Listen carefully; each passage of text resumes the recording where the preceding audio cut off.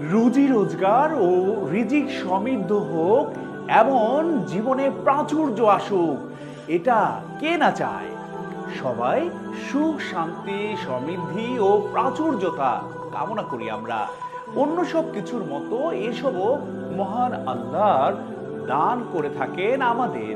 তিনি আমাদের মানুষদের অভাব অনটন দূর করেন, দুঃখ কষ্ট ও বিষাদ যন্ত্রণা লাঘব করেন, জীবনের প্রতিটি ক্ষেত্রে প্রশান্তি ও সাফল্য দিয়ে থাকেন।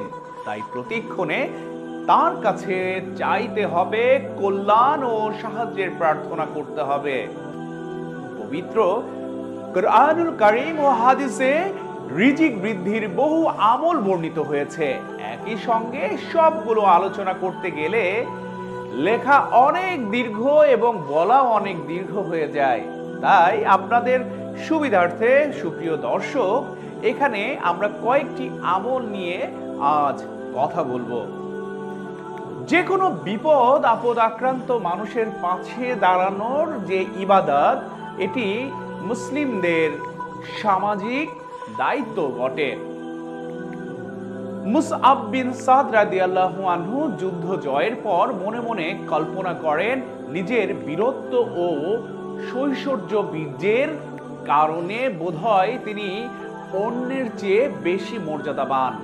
এমন অবস্থায় মহানবী হযরত মুহাম্মদ সাল্লাল্লাহু আলাইহি সাল্লাম তাকে বলেন, তোমাদের মধ্যে থাকা দুর্বলদের কারণে তোমাদের সাহায্য করা হয় এবং রিজিক দেয়া হয়। দানে বাড়ে ধন, এই কথাটি সুপ্রিয় দর্শক আমরা মোটামুটি সবাই বেশ পরিচিত এই কথাটির সঙ্গে। এটা সর্বজনীন, সবাই কিন্তু সর্বজনীন জানেন এটা আপনারা, কিন্তু এ বিষয়ে পবিত্র কোরআনের বক্তব্য এমন বলে দাও যে নিশ্চয়ই আমার রব তার বান্দাদের মধ্যে যার জন্য ইচ্ছে রিজিক প্রশস্ত করেন এবং সংকুচিত করেন। আর তোমরা যা কিছু মহান আল্লাহর জন্য ব্যয় করো, তিনি তার বিনিময় দেবেন এবং তিনি শ্রেষ্ঠ রিজিক দাতা। এরপর ইবাদতের জন্য নিজেকে ফারেক করা। মহান আল্লাহর ইবাদতের মাধ্যমে অভাব দূর হয়। কেউ যখন ইবাদত বন্দেগীর জন্য নিজেকে ফারেক করে, মহান আল্লাহ তাআলা তার রিজিককে বরকত দান করেন।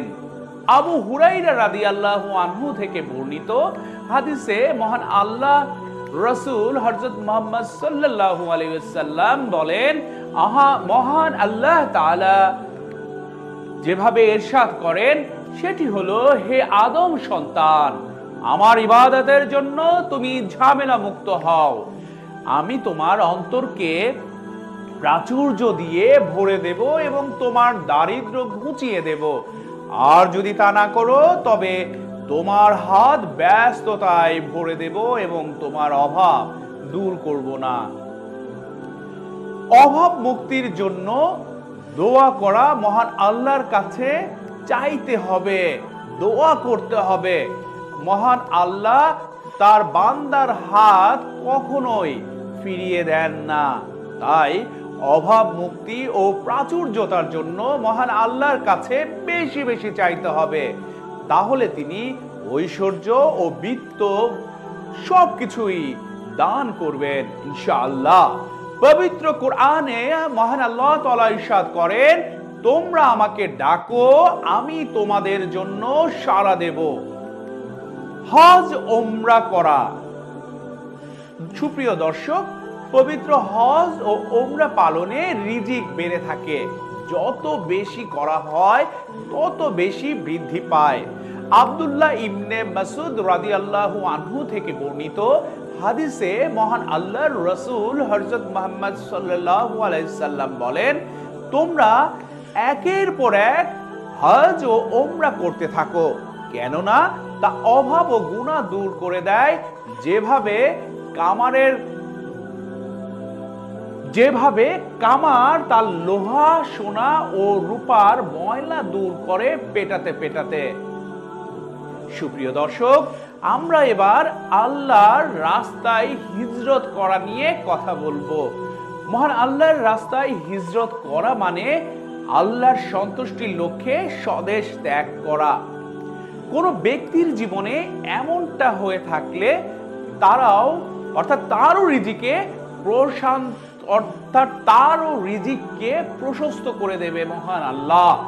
আল্লাহ তাআলা পবিত্র কোরআনে বলেন, আর যে মহান আল্লাহর রাস্তায় হিজরত করবে সে জমিনে বহু আশ্রয়ের জায়গা ও সচ্ছলতা পাবে। আর যে আল্লাহ ও তার রাসূলের উদ্দেশ্যে মুহাজির হয়ে নিজ ঘর থেকে বের হয়, তারপর তাকে মৃত্যু পেয়ে বসে, তাহলে তার প্রতিদান মহান আল্লাহর উপর অবধারিত হয়। আর মহান আল্লাহ ক্ষমাশীল, পরম দয়ালু। মহান আল্লাহ আমাদের বেশি বেশি নেক আমল করবার তৌফিক দান করুন। আমাদের জীবনে কষ্ট দুঃখ দূর করে ঐশ্বর্য ও প্রাচুর্যতা দান করুন। আমিন।